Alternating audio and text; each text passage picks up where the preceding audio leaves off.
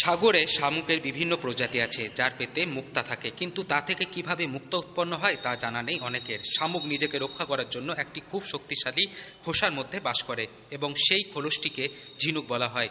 যখন হাজার হাজারের মধ্যে একটি বা দুটি ঝিনুকের খোসার মধ্যে একটি ছিদ্র থাকে, তখন বালির কণা তার ভেতরে যায়।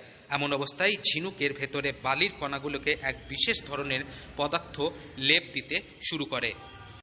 যারা এপিওর সঙ্গে যুক্ত একটা নিজেদের মধ্যে একটা একটা প্ল্যাটফর্মের মতো তৈরি করা, যাতে নিজেদের মধ্যে আলোচনা করতে পারে যে কে কী কাজ করছে এবং কোনখানে আমাদের নিজেদের মধ্যে একটা কোঅপারেশন বা কোলাবোরেশনের স্কোপ রয়েছে।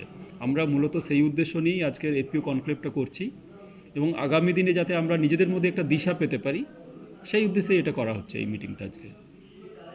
এখানে বীরভূমে একজন বললেন, যিনি বলেন এই বিশেষ পদার্থটিকে ক্যালসিয়াম কার্বনেট বলা হয় এবং এটি সেই জীবের ভেতরেই উৎপন্ন হয়। সময়ের সঙ্গে সঙ্গে এটি একটি সাদা রঙের চকচকে গোলাকার আকৃতির পাথরের পরিণত হয়, যাকে মুক্তা বলে।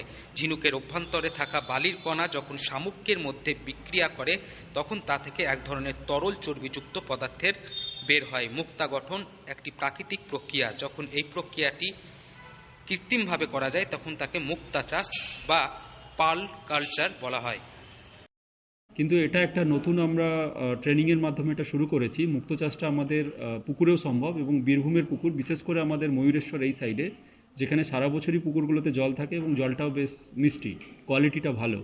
সেখানে আমরা মুক্ত চাষের উপরে আমরা প্রথমে ফিজিবিলিটি স্টাডি করেছি যে এখানে সম্ভব মুক্ত চাষ, বেসিক্যালি ঝিনুকের মধ্যে।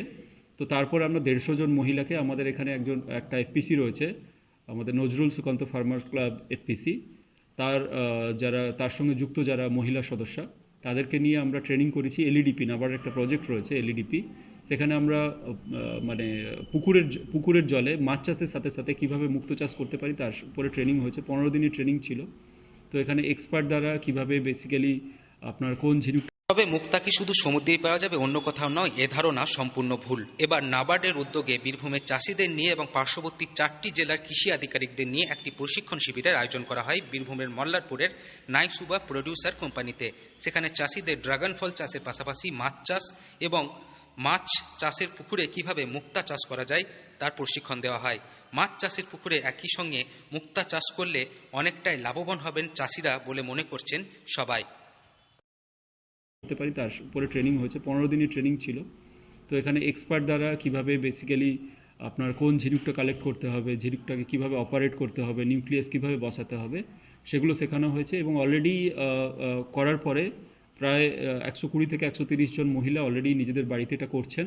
এবং তবে এখনও ফাইনাল প্রোডাক্ট আসেনি, কারণ প্রোডাক্টটা ফাইনালি আসতে, মানে ঝিনুকটা ইমপ্ল্যান্ট করা থেকে ফাইনাল প্রোডাক্ট আসতে অ্যারাউন্ড 18 মান্থস সময় লাগে। তো আশা করছি এটা যদি আমাদের সফল হয়, তাহলে এখানে একটা ভালো একটা মুক্তর উপর একটা ভালো বিজনেসের স্কোপ তৈরি করা যাবে এবং একটা গ্রামের মহিলাদের। বীরভূম থেকে সৌভিক রায় রিপোর্ট, লোকাল 18 বাংলা।